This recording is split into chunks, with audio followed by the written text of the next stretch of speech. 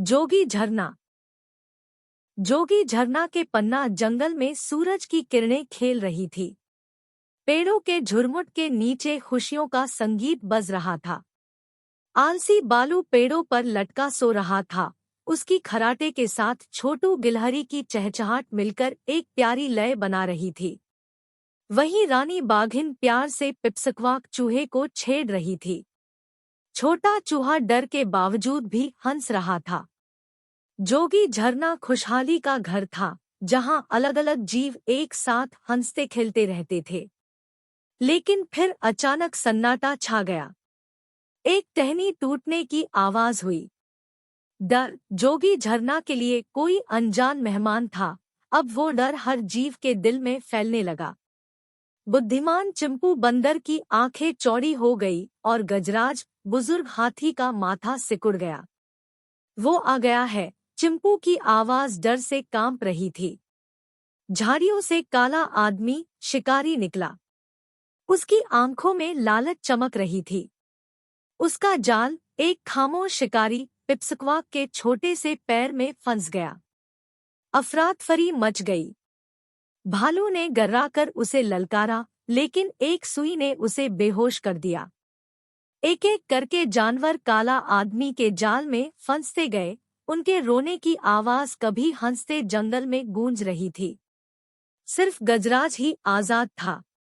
उसकी बुद्धिमान आंखों में दर्द था, लेकिन मजबूती भी वो बिना शोर किए झाड़ियों में चला गया।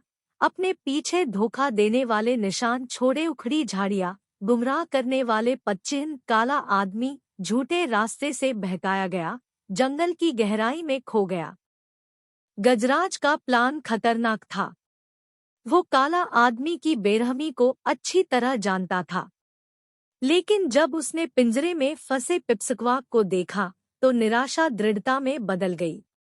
अपनी मजबूत सूंड का इस्तेमाल करते हुए गजराज ने एक विशाल पेड़ को उखाड़ फेंका। शिकारी के भागने का रास्ता रोक दिया। काला आदमी गुस्से से दहाड़ा, लेकिन गजराज अडिग खड़ा रहा। जोगी झरना शिकारगाह नहीं है, उसकी आवाज गरज की तरह गूंजी। जाओ और फिर कभी मत लौटना। तनावपूर्ण सामना हुआ। गजराज लड़ाई के लिए तैयार था, लेकिन उसके आश्चर्य के लिए काला आदमी लड़खड़ा गया। उसकी आंखों में हमेशा की लालच के बजाय अब शर्म की झलक दिखाई दे रही थी। भालू की बेबस शक्ल, पिपसकवाक का डर से रोना, इन यादों ने शायद उसके विवेक को झकझोर दिया था।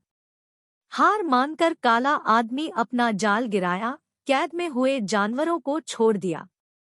जैसे ही वो आजाद हुए, जंगल में फिर से खुशियों के गीत गूंज उठे। जोगी झरना जख्मी था, लेकिन उसकी आत्मा अटूट थी। गजराज ने काला आदमी को जाते देखा, उसके अंदर एक नया सम्मान जागा। वो जानता था कि शिकारी फिर लौट सकता है, लेकिन अब जानवर एकजुट थे। उनके साझा अनुभव और गजराज की बुद्धि उन्हें मार्गदर्शन दे रही थी। Thank you for watching.